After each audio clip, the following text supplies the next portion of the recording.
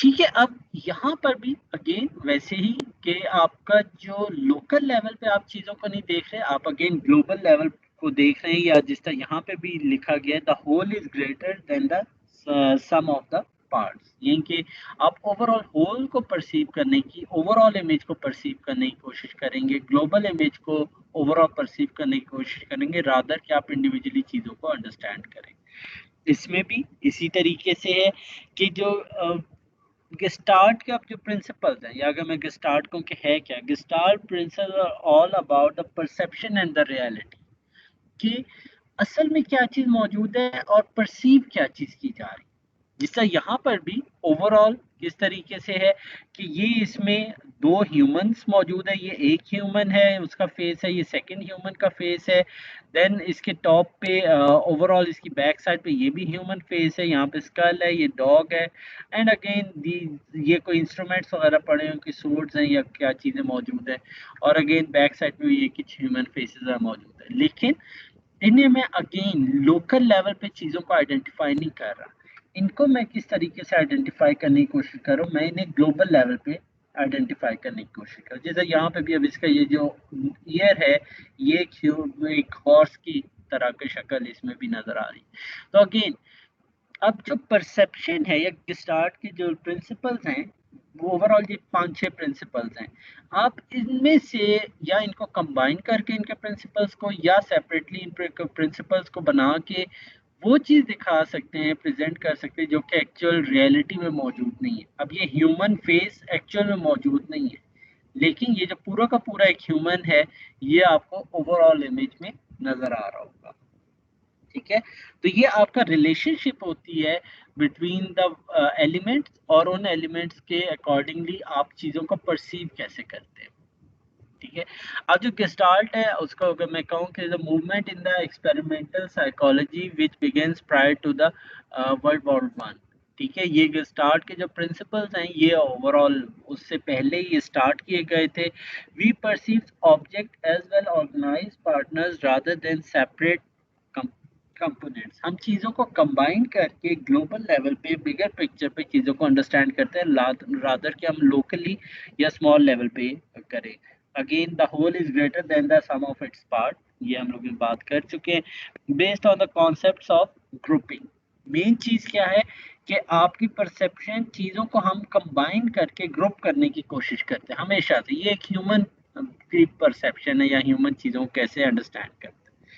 अब इसमें अगर इस इमेज में क्या चीज है, तो हर कोई कहेगा दिस इज एन एक्स। ठीक है, अल्फाबेट है एक्स, और वो यहाँ पे ये जस्ट लिखा गया, लेकिन ये एक्चुअली एक्स नहीं है। इसके अंदर ये 4 डिफरेंट लाइंस हैं जो कि डिफरेंट एंगल्स पे रखी गई हैं, और उनको आपस में ग्रुप किया गया या कंबाइन किया गया। ठीक है, तो असल में ये चीज है, लेकिन हम लोग क्या करते हैं, एट अ बिगर पिक्चर हम चीजों को ग्रुप करने की कोशिश करते हैं, हम चीजों को कंबाइन करने की कोशिश करते हैं। ठीक है, because we need to see shapes as simple as possible, और हम कोशिश ये करते हैं कि चीज़ों को जितना सिंप्लीफाई कर सके। अब ये जो अल्फ़ाबेट एक्स, अब मैं आपसे कहूँगा नहीं ये 4 लाइंस हैं, ऑब्वियसली इट बिकम्स कॉम्प्लिकेटेड। मैं आपसे कहता हूँ कि नहीं ये 4 लाइंस नहीं है, इट्स अल्फ़ाबेट एक्स, तो वो अब चीज़ें अंडरस्टैंड करना आसान होंगी। ठीक है, अब ये गेस्टार्ट के प्रिंसिपल्स हैं जो मैंने बात की है, ये आपको ये चीज़ हेल्प आउट करते हैं कि आप चीज़ों को अंडरस्टैंड करें। ये मेनली प्रिंसिपल्स वो हैं जो कि चलें आगे जब आते हैं तब मैं उसको डिटेल में जाता हूँ। और ये भी अगेन उसी तरह का इमेज है जिसके अंदर ये ह्यूमन फेस वगैरह तो ऑब्वियसली मौजूद नहीं है, लेकिन ये कुछ लाइंस वगैरह ऐसे ड्रॉ की गई हैं जो कि परसीव ये किया जा रहा है कि ये ह्यूमन फेस है, लेकिन ना इसके अंदर कोई ह्यूमन आई मौजूद है, ना इसमें कोई ह्यूमन नोज मौजूद है, ना ह्यूमन माउथ मौजूद है। सेम इसके अंदर भी ऐसा ही है। ठीक है, जस्ट इनको ऑर्गेनाइज कैसे किया गया इन एलिमेंट्स को, जिससे ये लग रहा है कि ये ह्यूमन है, लेकिन एक्चुअली ये ह्यूमन नहीं है। ठीक है, जिससे यहाँ पर भी ये एक एग्जांपल है, इससे बाहर हम डिटेल में भी देखेंगे। इसके अंदर क्या है कि आपको अब जो चीजें नजर आ रही हैं कि भाई ये 3 ब्लैक बॉल्स है, उनके ऊपर एक ट्राइंगल पड़ी हुई है जो जिसका बॉर्डर ब्लैक है, और उसके ऊपर एक और ट्राइंगल पड़ी हुई है जो ओवरऑल वाइट कलर में है, without any background, without any line. ठीक है, आउटर लाइन के बगैर है। लेकिन असल में क्या है, ना तो ये बॉल्स हैं, ना तो ये ट्राइंगल्स हैं, ना ही ये कोई एडिशनल ट्राइंगल्स वगैरह मौजूद है। तो ये तीनों चीजें एग्जिस्ट ही नहीं कर रही, लेकिन इन चीजों को ऐसे ग्रुप किया गया है कि आपको ये चीज परसीव हो रही है कि नहीं ये बॉल्स हैं और बॉल्स के ऊपर दो अदर ट्राइंगल्स रखी हैं, एक विद आउटलाइन है और एक विदाउट आउटलाइन। ठीक है, तो ब्लैक बॉल्स के ऊपर दो ट्राइंगल्स है वाइट कलर की, एक को उसने वाइट जो उसने ब्लैक बॉर्डर के साथ किया और एक ट्राइंगल ब्लैक ओवरऑल बॉर्डर के बगैर है या आउटलाइन के बगैर है। ठीक है, तो अगेन हम क्या कर रहे हैं कि चीज़ों को सिंपली अंडरस्टैंड करने के लिए हम क्या करते हैं कि ह्यूमनली जो चीज़ अवेलेबल नहीं है हम उसको खुद से अपने जहन में चीज़ों को बना लेते हैं जो कि एक्चुअली एग्जिस्ट नहीं कर रही होती। वो चीज़ नहीं है लेकिन हम उसे ये समझ बैठते हैं कि ये चीज़ मौजूद है। So we are going to see what the Gestalt law says and are its rules and why they are so important for the design. अब यहाँ पे जो मैं बात की कि ये जो गेस्टार्ट के लॉज हैं या प्रिंसिपल्स हैं, जो डिज़ाइनर है जो चीज़ों को डिज़ाइन करता है, जिसे हम कहते हैं ना यूज़र इंटरफेस डिज़ाइनर है या आपके वेबसाइट का डिज़ाइनर है, ये वो लोग होते हैं उनको ये रूल्स पता होते हैं। ठीक है, अब ये जो रूल्स हैं ओवरऑल अगर मैं कहूँ कि आपके ये कैसे बनाए जाते हैं, तो इसके अंदर कॉग्निटिव थॉट्स जो आपकी सोच, ये अब जो जो डिजाइनर है वो क्या करता है, वो लोगों के माइंड को रीड करता है कि लोग क्या चीज समझ सकते हैं। ठीक है, वो क्या करते हैं कि कॉग्निटिव थॉट्स कि क्या वो चीजें जो यूजर है जो आपके इंटरफेस को यूज कर रहा है वो उस वक्त क्या सोच रहा है, और उसके साथ वो मैप करता है ये कुछ प्रिंसिपल्स हैं, ये 5-6 प्रिंसिपल्स हैं, उन प्रिंसिपल्स को उसके ऊपर ऐड करता है। ये वो प्रिंसिपल है जो इस डिजाइनर को पता है, ये लॉज हर बंदा जानता है, ये आप भी जानते हैं, ये मैं भी जानता हूँ। ठीक है, तो इन लॉज को हर कोई जानता या है। जी प्लीज। सर कॉग्निटिव थॉट्स हैं या क्रिएटिव थॉट्स हैं? सॉरी, क्रिएटिव थॉट, मैं कॉग्निटिव थॉट्स में बारह भूल गया हूँ, क्रिएटिव थॉट्स। थैंक यू आपका कि आपने उसको करेक्ट किया है। ओवरऑल इसमें क्या है कि जो डिज़ाइनर है, ठीक है, उसके कुछ क्रिएटिव थॉट्स हैं, जो चीज़ें वो जानता है उनको वो मैप करता है विद द गेस्टार्ट लॉज, वो लॉज जो आप भी समझ सकते हैं, जो मैं भी समझ सकता हूँ। ठीक है, अभी हम इनको डिटेल में भी देखेंगे। ये हर इंसान ये चीज़ें समझता है। ठीक है, वो वाले जो भी उसकी जो क्रिएटिव थिंकिंग होती है उस थिंकिंग को वो क्या करता है कि इन लॉज के ऊपर मैप कर देता है और उससे अल्टीमेटली एक बेहतर डिजाइन बन जाता है। ठीक है, तो अब ये गेस्टाल्ट लॉज हैं क्या? ये वो लॉज हैं जो मैंने अगेन जो बात की कि ये वो लॉज हैं जो आप भी जानते हैं, जो मैं भी जानता हूँ। हर बंदा ये वाले लॉज जानता है, हम सिर्फ इनके नाम हमें नहीं पता होते, लेकिन ये तमाम चीजें हम लोगों ने एक्सपीरियंस की होती हैं। जो भी डिजाइनर है, ठीक है, वो डिजाइनर अपनी क्रिएटिव थिंकिंग को इनके ऊपर मैप करता है। ठीक है, और जब वो मैप करता है तो वो एक बेहतर डिजाइन बन जाता है। और उसका फायदा क्या होता है? फायदा ये होता है क्योंकि ये तमाम लॉज हर कोई जानता है, आप भी समझ सकते हैं, मैं भी समझ सकता हूँ इन लॉज को। तो जो भी डिजाइनर होगा जब वो चीज डिजाइन करेगा और वो इन प्रिंसिपल्स के ऊपर डिजाइन करेगा जो हर कोई समझ सकता है, तो ओवरऑल जो भी चीज डिजाइन करेगा वो उसे समझ आएगी ही आएगी। Got the idea? अब इसमें है क्या, जो एक लॉ है इसमें 12 मैं नाम पहले बताता हूँ, जिससे लॉ ऑफ प्रॉक्सिमिटी है, लॉ ऑफ सिमिलैरिटी है, law of figure and ground है, लॉ ऑफ कॉन्टिन्यूटी है, लॉ ऑफ क्लोजर है एंड लॉ ऑफ सिंप्लिसिटी। ठीक है, ये तकरीबन हमारे पास 6 डिफरेंट लॉज हैं जो अगेन आपके भी जहन में मेरे भी जहन में किस तरीके से, बहरहाल हमने अभी तक या बचपन से लेके जो अभी तक हम लोग वो चीज़ें इस्तेमाल कर रहे हैं, लेकिन वो तमाम चीज़ें अभी तक हमारी अंडरस्टैंडिंग तो है, लेकिन अभी तक हमें उन्हें चीज़ों को कैटेगराइज नहीं कर सके। तो जो रिसर्च है इसमें जो की गई है उसमें इन 6 डिफरेंट लॉज या प्रिंसिपल्स बनाए गए हैं जो कि हर इंसान इनको अंडरस्टैंड करता है। अब जैसा लॉ ऑफ प्रॉक्सिमिटी है, लॉ ऑफ प्रॉक्सिमिटी क्या है? Elements that are placed close to each other will often be perceived as one group. जो चीजें एक दूसरे के करीब होंगी वो आप एक ग्रुप समझते हैं, that is law of proximity. कि अप्रॉक्सीमेशन नहीं आप करते कि या अप्रॉक्सीमेटी करते हैं कि ओवरऑल वो चीज़ें जो कि मोर और लेस एक दूसरे के करीब करीब हैं वो एक जैसी हैं, वो आपस में चीज़ें रिलेट कर, जिस तरह यहाँ पे अगर आप देखें इस टॉप डायग्राम में, तो ये जो एक क्यूब बना हुआ है या एक स्क्वायर बना हुआ है, ये जो स्क्वायर है ये डिफरेंट है then these one and then this one, ठीक है।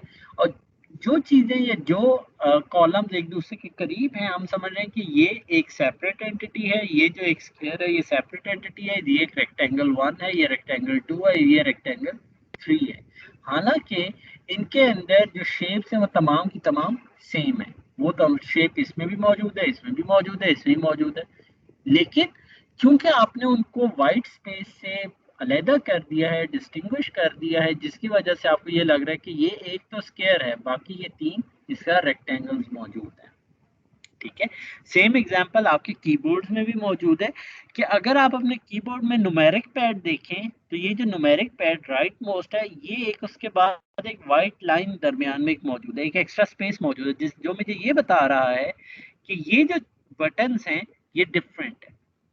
तो इसी तरीके से ये जो एरो कीज है ये बिल्कुल एक वाइट बॉर्डर के साथ इसे डिस्टिंग्विश किया गया है, इसे अलहदा किया गया, जिससे ये पता चल रहा है वो चीजें जो एक दूसरे के करीब हैं वो एक दूसरे से रिलेटेड है। अब ये जो एरो बटन है इससे भी डिफरेंट है, ये दूर है, और ये एरो बटन इन बटन से भी फासले पे है, ठीक है। इसी तरीके से ये जो फंक्शन कीज हैं, ये अगर देखें ये टॉप पे एक बॉर्डर बनाया गया है जिसपे एस्केप हो गया और फंक्शन कीज को भी सेपरेट रखा गया। ये कोई क्वेश्चन है या कोई क्यूरी है? नो सर, समझ गया। अच्छा जी। इसी तरीके से ये अल्फाबेट्स भी देखिए, अब ये अल्फाबेट्स हैं, ये सेपरेट हैं, देन दीज की जो इंसर्ट डिलीट ये वाले जो बटन हैं ये बिल्कुल सेपरेट है, फंक्शंस कीज बिल्कुल सेपरेट हैं, उनके अलहदा फीचर्स हैं। तो इसका ये मतलब है कि वो एलिमेंट्स जो कि मोर और लेस एक जैसे हैं, जिनके फीचर्स एक जैसे, आप उन्हें एक ग्रुप में रखें, आप उन्हें एक दूसरे के साथ मिक्स ना करें। और ग्रुप में रखने का तरीका ये है कि आप बीच में वाइट स्पेसेस एलोकेट कर दें, वाइट स्पेसेस बता दें, ठीक है। Grouping again law of proximity, इसमें भी अगर देखा जाए तो ये मेरे पास एक स्केरिश फॉर्म में ये सर्कल्स मौजूद हैं, लेकिन अगर मैं गौर से इन्हें देखो तो ये जो सर्कल्स हैं ये आपस में ज़्यादा क्लोज हैं, तो इसका मतलब है ये मेरे पास लाइंस हैं रादर के ये एक स्केयर है, ठीक है। तो जो चीज़ें ज़्यादा आपस में एक दूसरे के करीब अगर आप रख देते, प्लेस कर देते, इसका मतलब है उनके मोरलेस फीचर्स एक जैसे। इसी तरीके से लॉ ऑफ सिमिलैरिटी, ठीक है, प्रॉक्सिमिटी आपने देख लिया, now this is the similarity. वो क्या है? Objects that look alike with similar components और attributes are more likely to be organised together, ठीक है। कि वो ऑब्जेक्ट्स जो कि मोर और लेस शेप वाइज एक दूसरे के करीब करीब है, आप उनको कंबाइन करके आप कहते हैं कि वो उन्हें इकट्ठा होना चाहिए, ठीक है। तो अब यहाँ पर भी इसी तरीके से है कि अब आपके पास लेट्स से ये स्केरिश फॉर्म है, तो ये अब ये जो स्केयर शेप्स है ये एक ग्रुप है, देन आपके पास एक ट्राइंगल्स का ग्रुप है, then squares, triangles, squares and triangles, ठीक है। तो जो चीजें आपस में एक जैसी हैं आप उनको इकट्ठा रखें, जिस तरह यहाँ पर भी आपके पास बॉटम पे भी जो इमेज है इसमें भी जिनके कलर्स एक जैसे आप उनको आपस में कंबाइन करें रादर के आप उन्हें स्कैटर करें, ठीक है। तो इसे हम कहते हैं लॉ ऑफ सिमिलैरिटी, जो चीजें एक जैसी हैं उनको इकट्ठा रखें। हम लोग बचपन में भी हम लोगों ने काफी ज्यादा, आप लोगों ने इस तरह की गेम्स, इंटरेक्टिव गेम्स वगैरह खेली होंगी कि जो चीजें एक जैसी आप उन्हें ग्रुप में एक ग्रुप में रखते जाते हैं या एक क्लस्टर बनाते जाते हैं, ठीक है। That is a law of similarity.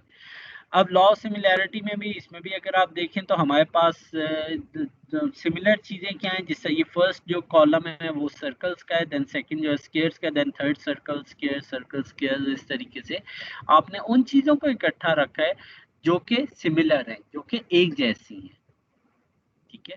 Law of similarity के अंदर ये कुछ डायग्राम है जो कि बनाई गई हैं, जिस तरह अगर आप यहाँ पे देखें तो ये एक ह्यूमन है जो कि एक बिल्डिंग के ऊपर खड़ा हुआ है और ये एक बिल्डिंग बनाई गई है।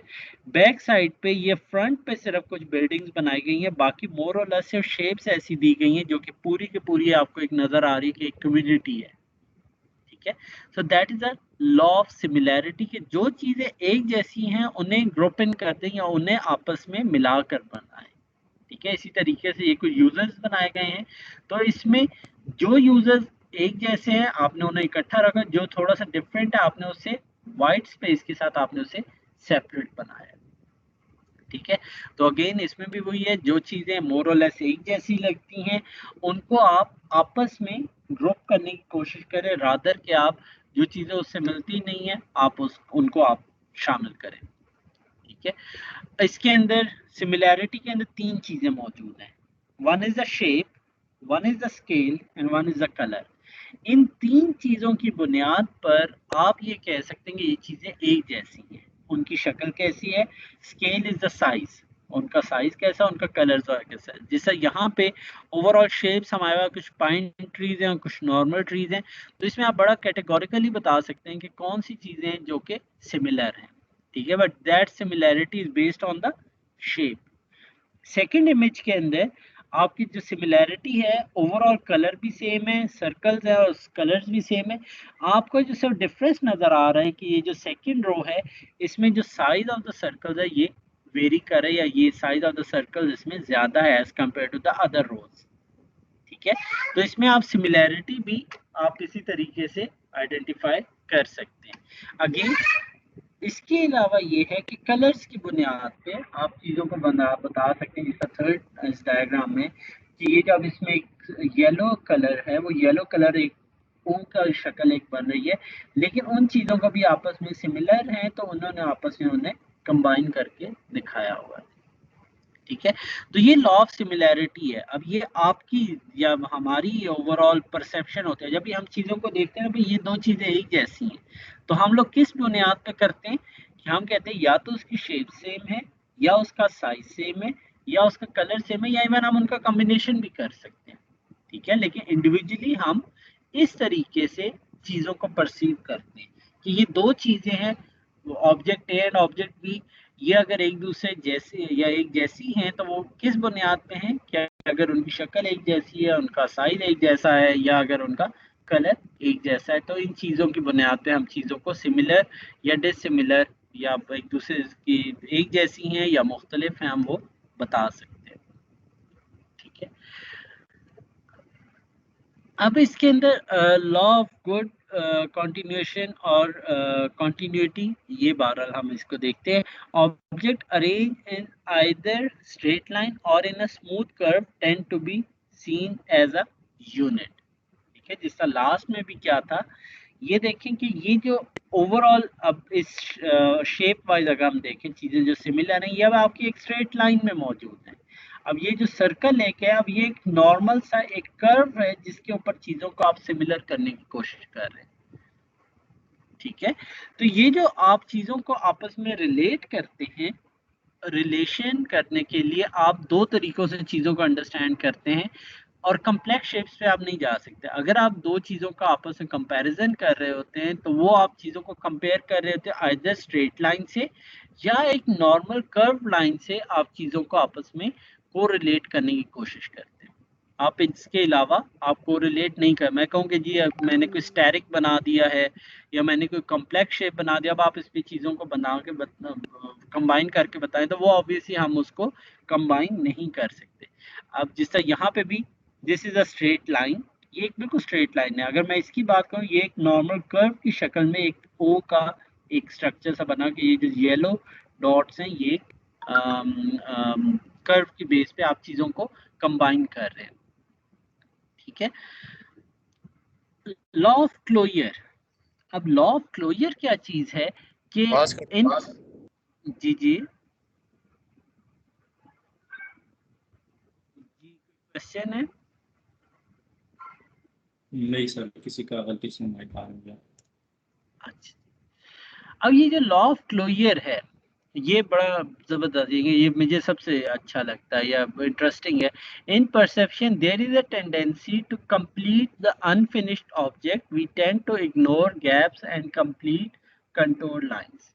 ठीक है, जो चीज मौजूद नहीं है हम वो चीज बनाने की कोशिश करते हैं, इसको हम कहते हैं लॉ ऑफ क्लोजर। उन चीजों को हम कंबाइन करने की कोशिश करते हैं जो एक्चुअली एग्जिस्ट नहीं कर रही। जैसे ये जो फर्स्ट डायग्राम है ये तो हमने डिस्कस कर ली कि हमारी नज़र में ये 3 ब्लैक सर्कल्स हैं जिसके ऊपर 2 ट्राइंगल्स पड़ी हुई हैं, लेकिन ना तो ये ब्लैक सर्कल्स हैं ना ही ये ट्राइंगल्स हैं। ठीक है, इसी तरीके से जो राइट डायग्राम है, राइट डायग्राम में भी हमारे अकॉर्डिंगली इसके अंदर 8 ब्लैक बॉल्स मौजूद हैं या ब्लैक सर्कल्स मौजूद है और उसके ऊपर एक ये वाइट लाइन का क्यूब मौजूद है, लेकिन ना तो ये सर्कल्स है ना ही ये क्यूब है। ठीक है, तो हमारी एक टेंडेंसी होती है क्योंकि हम चीज़ों को ग्लोबली देख रहे होते हैं, हम बड़े लेवल पे देख रहे होते हैं, हम चीज़ों को ऑब्जेक्ट वाइज नहीं देख रहे होते। अब इन दोनों डायग्राम्स में फर्स्ट इंप्रेशन में आपको ये कंप्लीट कंप्लीट सर्कल्स और कंप्लीट क्यूब्स या कंप्लीट ट्राइंगल्स नजर आ रही होंगी, लेकिन actually at a local level बात करूं या एट अ लोकल फीचर की बात करूं या लोकल लेवल पे बात करूं तो उस पर ना तो यहाँ पे कोई सर्कल्स मौजूद है ना ही यहाँ पे कोई क्यूब्स या ट्राइंगल्स मौजूद है। ठीक है, तो हमारे अंदर टेंडेंसी क्या है, टू कंप्लीट द अनफिनिश्ड, कि जो चीज फिनिश नहीं हुई हम उसको फिनिश कर सके या कंप्लीट कर सके, और जो गैप्स वगैरह हम उन्हें इग्नोर करते हैं ओवरऑल, और चीजों को खुद ब खुद कंबाइन करने की कोशिश कर रहे होते हैं। अब ये जिस तरह एक लॉ ऑफ क्लोजर की एग्जांपल है कि इसमें भी अब आप क्या करें कि जो चीज अनफिनिश्ड को फिनिश करने की कोशिश करें, जो चीज मौजूद नहीं है वहां पे आप खुद से परसीव करें कि यहाँ पे एक लाइन मौजूद होगी जबकि ये लाइन इधर मौजूद नहीं है।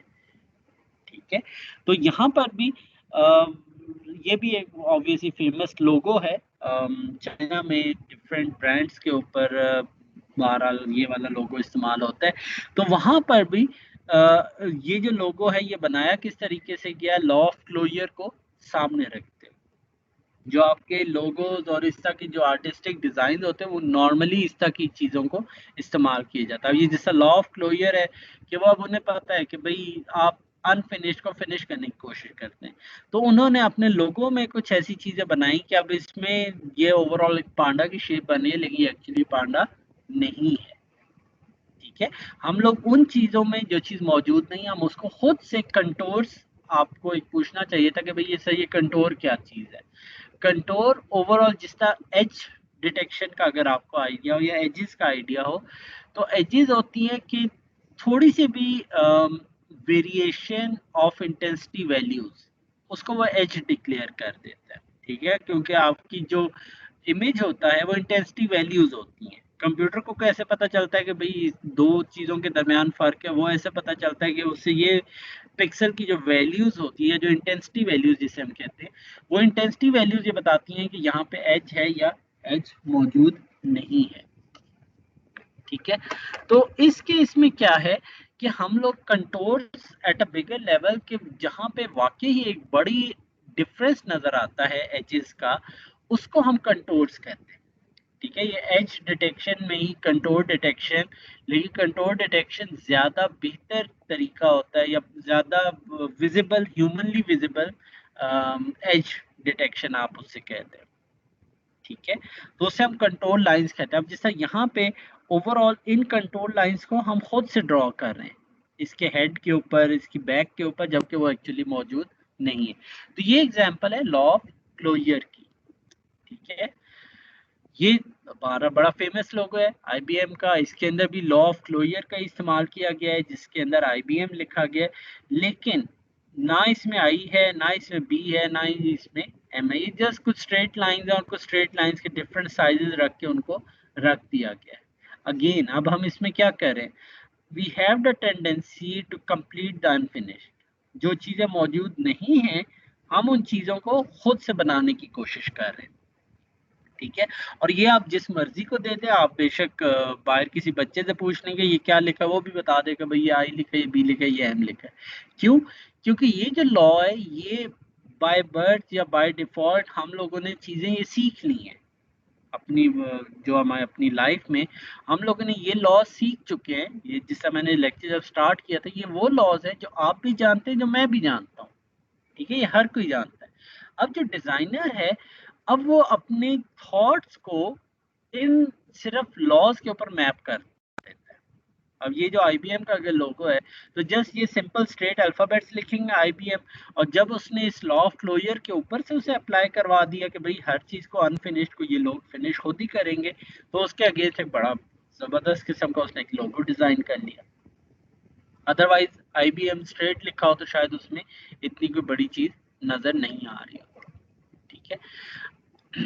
लॉ ऑफ कॉन्टिन्यूटी, ठीक है, लॉ ऑफ कॉन्टिन्यूटी ये एक स्लाइड में हमें वहां पे भी चली गई है, चले उसको देख लेते हैं। लॉ ऑफ कॉन्टिन्यूटी ये है, objects will be grouped as a whole if they are collinear और फॉलो अ डायरेक्शन, ठीक है।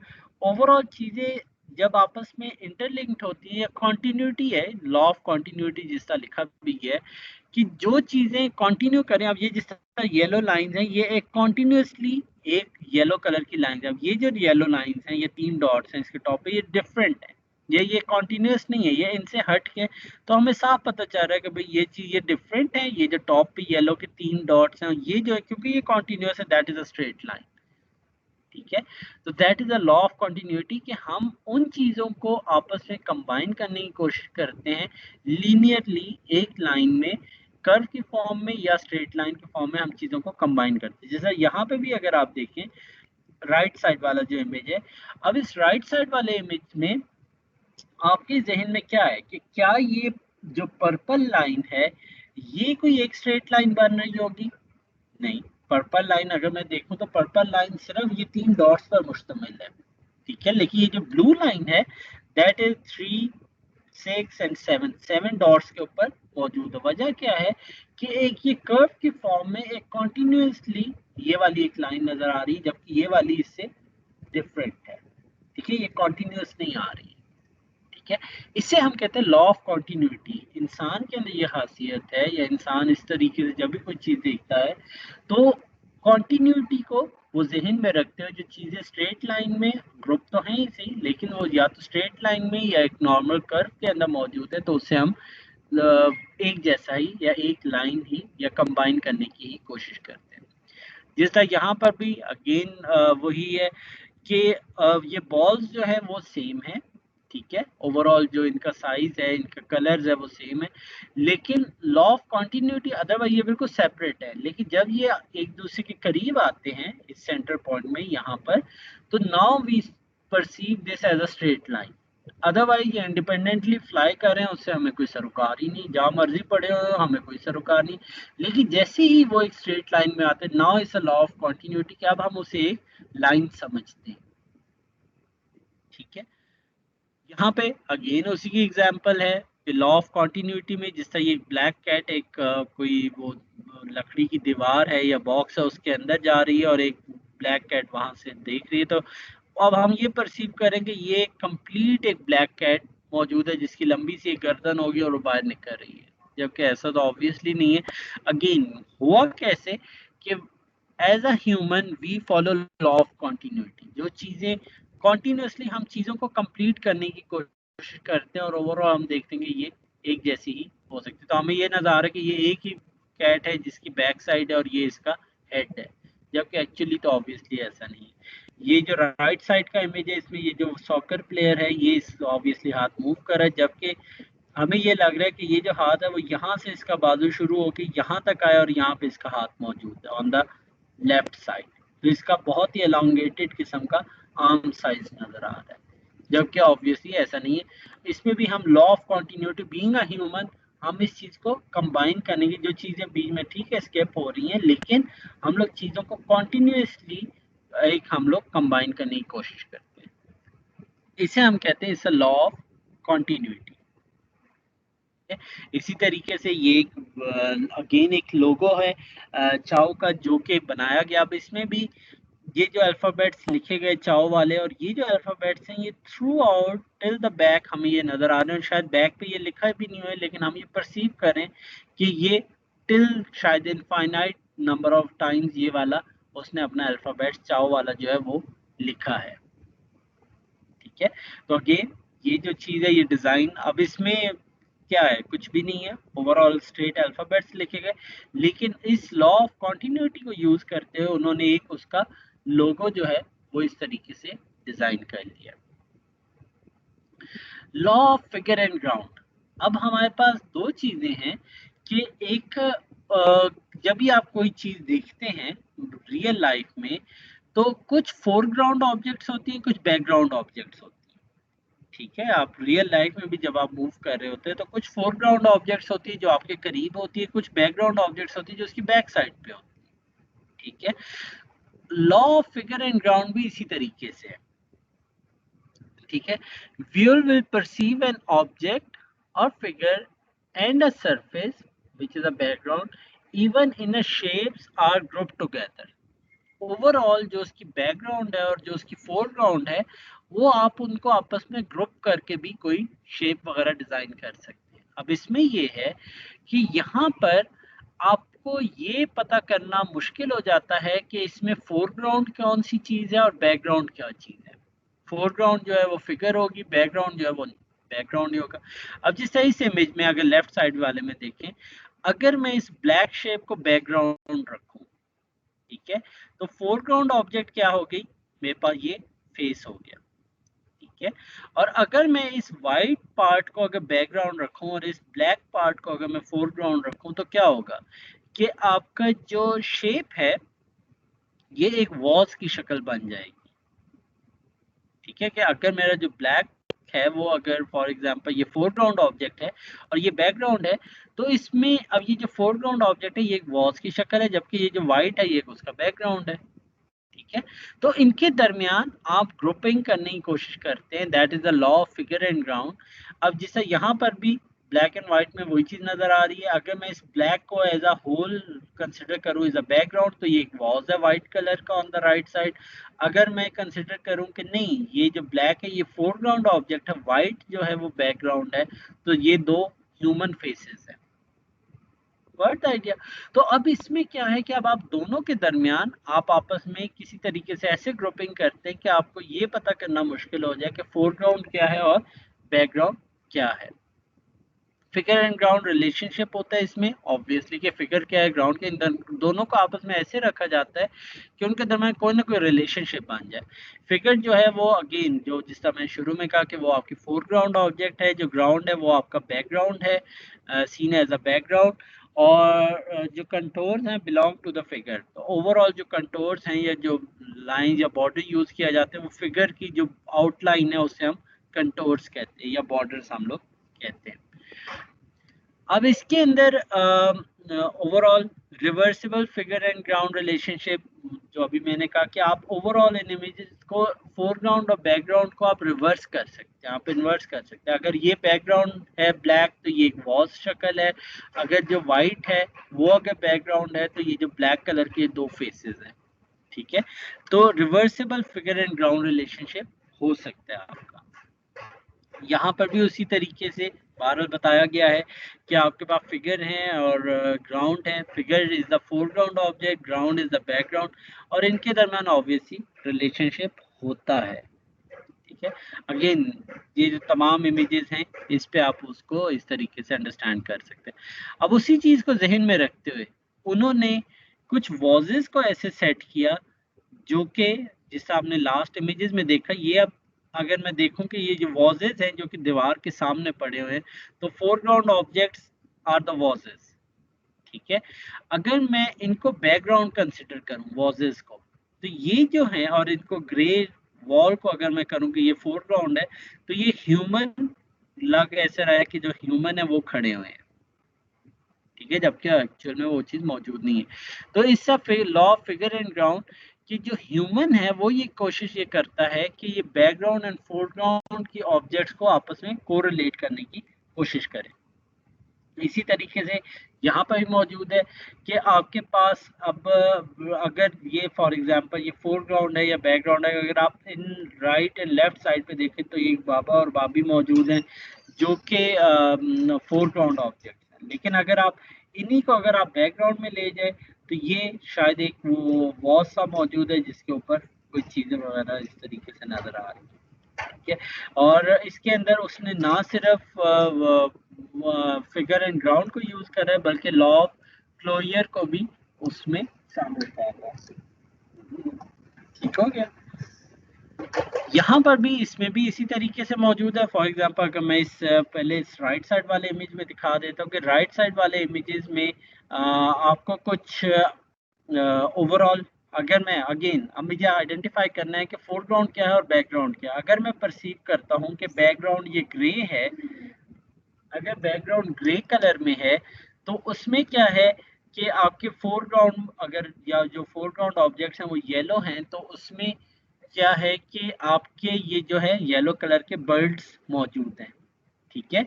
लेकिन अगर मैं इस येलो को अगर बैकग्राउंड कंसिडर करता हूँ तो और फोरग्राउंड इस ग्रे मटेरियल को करता हूँ तो ये एक फिशेस का कोई कॉम्बिनेशन मुझे नजर आ रहा है कि फ्रंट एंड पे ये फिशेस है और बैकग्राउंड येलो कलर का ही मौजूद, ठीक है।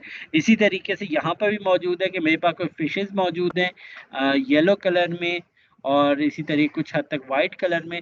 तो अब मैं जी ये आइडेंटिफाई करना है कि मैं कौन से कलर को फोरग्राउंड रखना चाह रहा हूँ, कौन से कलर्स को मैं बैकग्राउंड रखना चाह रहा हूँ। अगर मैं फोरग्राउंड में अगर लेट से वाइट को रखता हूँ तो वाइट फिशेस ही मुझे नजर आएंगी, और अगर मैं वाइट फिशेस को अगर एज अ बैकग्राउंड कंसिडर करता हूँ तो ये येलो कलर की मोर और लेस फिशेस मुझे एज अ फोरग्राउंड फिशेस मुझे नजर आएंगी। सो इससे डायरेक्ट रिलेशनशिप या रिवर्सिबल फिगर एंड ग्राउंड हम इसे रिलेशनशिप कह सकते हैं। यहाँ पे भी इसी तरीके से reversible figure and ground relationship के इसके अंदर अगर तो ब्लैक जो है वो बैकग्राउंड है, ठीक है, और वाइट फोरग्राउंड है तो वाइट जो है वो आपको फोरग्राउंड ऑब्जेक्ट्स या वाइट हॉर्सेस आपको नजर आएंगे, ठीक है। और इसी तरीके से अगर मैं बात करूं कि नहीं ब्लैक जो है वो फोरग्राउंड है और वाइट जो है वो बैकग्राउंड है तो आपको ये ब्लैक हॉर्सेस उसमें नजर आएंगे, ठीक है। तो इससे reversible figure and ground relationship ये भी आपके पास मौजूद होता है, ठीक है। Law of pragnanz and simplicity, इसमें हम कोशिश ये करते हैं figure are seen as their simple elements instead of complicated shapes. हम कोशिश ये करते हैं कि सिंपल चीज बनाने की कोशिश करें रादर कि हम कॉम्प्लिकेटेड शेप्स हम तो नहीं डिजाइन कर रहे क्योंकि चीजें अवेलेबल नहीं है। तो हम सिंपल शेप्स को कंबाइन करके कोई शेप बनाने की कोशिश करते हैं और उसमें होता ये है कि हम सिंपल शेप्स को ही अंडरस्टैंड कर सकते हैं। जिससे यहाँ पे अगर मैं बात करूँ तो ये कोई लेफ्ट साइड पे कॉम्प्लिकेटेड शेप्स मौजूद नहीं है, लेकिन बीइंग अ ह्यूमन मैं इन सिंपल शेप्स को अंडरस्टैंड कर सकता हूँ। मैं इन सिंपल शेप्स को अंडरस्टैंड करके मैं क्या करता हूँ कि ओवरऑल इससे मैं कोई चीज़ अंडरस्टैंड कर सकता हूँ या कंबाइन करके मैं बता सकता हूँ दिस इज अ पांडा, ठीक है। लेकिन again these are some simple shapes, this is known as law of simplicity, ठीक है, कि जिसके अंदर सिंपल शेप्स को आप अंडरस्टैंड करते हैं और कंबाइन करने की कोशिश करते हैं। राइट साइड वाला जो इमेज है इसमें भी ये जस्ट सिंपल कुछ ग्रे ब्लॉक्स और या ब्लैक ब्लॉक्स वगैरह मौजूद हैं जिन्हें आप मोर और लेस कंबाइन कर, क्योंकि अब ये समझना आसान है, इन शेप्स को समझना आसान है, तो इन्हें मैं कंबाइन करके ओवरऑल कह सकता हूँ दिस इज अ जिराफ। ये वाला बहरहाल जो लोगो है ये तो हर कोई जानता है, it's a very famous logo of Olympics. अब जो ओलंपिक्स का लोगो है वो भी लॉ ऑफ सिंप्लिसिटी को ही यूज करके बनाया गया है, जिसमें उन्होंने 5 डिफरेंट सर्कल्स को, डिफरेंट कलर्स के सर्कल्स को आपस कंबाइन किया। ये जो सर्कल है ऑब्वियसली इसको अंडरस्टैंड करना किसी भी ह्यूमन के लिए कोई इतना मुश्किल नहीं, this not a complicated shape, it's a very simple shape. उन्होंने इस लॉ को यूज करते हुए, लॉ ऑफ सिंप्लिसिटी को यूज करते हुए उन्होंने ये 5 सर्कल्स को कंबाइन किया है जिससे ये ओलंपिक्स का साइन वगैरह बन गया है, ठीक है। अब ये कुछ शेप्स वगैरह मौजूद हैं, ठीक है। अब आपने ये करना है कि आपने आपस में बेशक डिस्कशन करके आपने ये आइडेंटिफाई करना है कि ये जो डिफरेंट शेप्स हैं ये किस लॉ के बेस पे बनाई गई हैं, ठीक ठीक है, ये जो डिफरेंट शेप्स हैं ये किन लॉज की बेस पे बनाई गई हैं, और उसमें अब आप लोग आइडेंटिफाई करेंगे लॉ ऑफ क्लोजर पे है, लॉ ऑफ सिंप्लिसिटी है, या कौन से लॉज हैं। Just a very very quick review on that. इसमें हम एक बहुत सा क्विक रिव्यू कर देते हैं कि वो चीज़ें कॉम्प्लिकेटेड हो गई है, मिक्स हो गई हैं। लॉ ऑफ प्रॉक्सिमिटी क्या है कि वो चीज़ें जो आपस में एक जैसी हैं उन्हें आप एक ग्रुप में रखें, ठीक है। लॉ ऑफ सिमिलैरिटी, जो चीज़ें सिमिलर हैं, हमने क्या कहा कि shape wise, size wise and colour wise, उन चीज़ों को आप आपस में ग्रुप में रखिए। Law of figure and ground क्या है कि आपका जो फोरग्राउंड ऑब्जेक्ट्स है और जो बैकग्राउंड हैं उनके दरमियान कोई ना कोई रिलेशनशिप मौजूद होता है, और ये इवन रिवर्सिबल रिलेशनशिप भी होता है कि आपकी फोरग्राउंड ऑब्जेक्ट्स और बैकग्राउंड ऑब्जेक्ट्स आपकी उस तरीके से बन सकती हैं या वेरी कर सकती है या स्विचिंग हो सकती है। लॉ ऑफ कॉन्टिन्यूटी ये वही है कि आप कॉन्टिन्यूसली चीज़ों को कंबाइन करने की कोशिश करते हो using some sort of line या using some sort of curve. आप मोर और लेस इन्हीं दो शेप्स पे लॉ ऑफ कॉन्टिन्यूटी को एक लिहाज पे आप चीज़ों को बना सकते हैं, ठीक है। जो कि एक हमने एग्जांपल भी देखी थी कि अगर आपने लॉ ऑफ कॉन्टिन्यूटी बनानी है तो वो या तो स्ट्रेट लाइंस पे आप चीज़ों को कंबाइन करते हैं या कर्व की फॉर्म में आप चीज़ों को कंबाइन करने की कोशिश करते हैं, ठीक है। So that is a law of continuity, जिसमें आपने वो एक प्लेयर या सॉकर प्लेयर का वो आर्म देखा था, एलोंगेटेड आर्म था, या वो एक कैट देखी थी जिसके अंदर कैट जो बॉक्स के अंदर से आपको ऐसा लग रहा था बाहर आ रही। लॉ ऑफ क्लोजर ओवर क्या है कि जो मैंने कहा कि सबसे इंटरेस्टिंग है कि जो चीज़ अनफिनिश्ड है उसे आप फिनिश करने की कोशिश करते हैं। ऑफ क्लोजर, इसके अंदर हम लोगों ने जो एग्जांपल देखी थी वो ये वाली थी, ठीक है। This is a law of closure कि आप अनफिनिश्ड को फिनिश करने की कोशिश कर रहे होते हैं, या ये चीज़ की एग्जांपल्स आपके पास मौजूद है, जो चीज़ मौजूद नहीं है लेकिन आप उसे बनाने की कोशिश कर रहे होते हैं। That is a law of closure. And then is a law of simplicity कि ओवरऑल ह्यूमन जो है वो सिंपल शेप्स को अंडरस्टैंड करना उसके लिए बहुत आसान होता है, ठीक है। उसको जहन में चीज़ों को अंडरस्टैंड करने की ज़रूरत नहीं होती कि भाई किस तरीके से या शेप्स को अंडरस्टैंड करने की ज़रूरत नहीं होती है। फ्रॉम द वेरी चाइल्डहुड हमें पता है डिफरेंट शेप्स कौन सी, सर्कल्स हैं, स्क्वायर्स हैं, ट्रायंगल्स, रेक्टेंगल्स, पेंटागॉन। इवन जो पेंटागॉन्स और ये वाली जो शेप्स हैं स्टार, स्टेरिक्स, ये वाली जो शेप्स हैं इवन ये कॉम्प्लिकेटेड हो जाती हैं। जो सिंपल शेप है वो सर्कल, स्क्वायर्स, शायद ट्रायंगल्स भी, लेकिन सर्कल एंड स्क्वायर्स वो ऐसी शेप्स हैं जो कि बहुत सिंपल हैं और इजी टू अंडरस्टैंड है। तो आप क्या करते हैं, बीइंग अ ह्यूमन, उन शेप्स को आपस में ग्रुप करके समझने की कोशिश करते हैं। So that is a law of simplicity, ठीक है। कोई क्वेश्चन है या कोई क्यूरी है तो पूछ सकते हैं।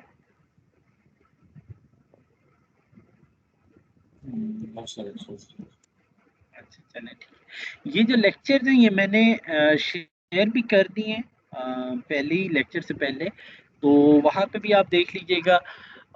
कुछ देर की में हम लोग ब्रेक भी ले लेते हैं और आफ्टर द ब्रेक फिर हम लोग सेकंड जो लेक्चर है उसको फिर हम स्टार्ट करते हैं इंशाल्लाह, ठीक है।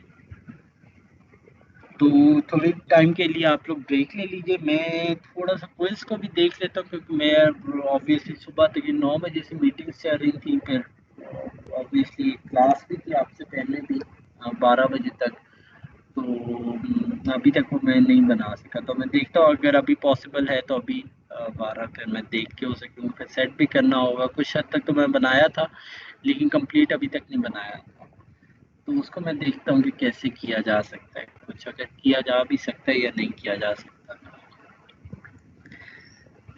ठीक है। तो चले ये हम तकरीबन होपफुली 140 या 145 तक दोबारा कंबाइन ज्वाइन करिएगा, और उसमें फिर हम 12 जो सेकंड लेक्चर है वो तो स्टार्ट करते देखते हैं कि उसका क्या हो सकता है, ठीक है। तो इस वक्त 115 हो गए, तो 145 पे इंशाल्लाह हम पे स्टार्ट करते हैं, ठीक है। चलिए थैंक यू वेरी मच, बहुत शुक्रिया।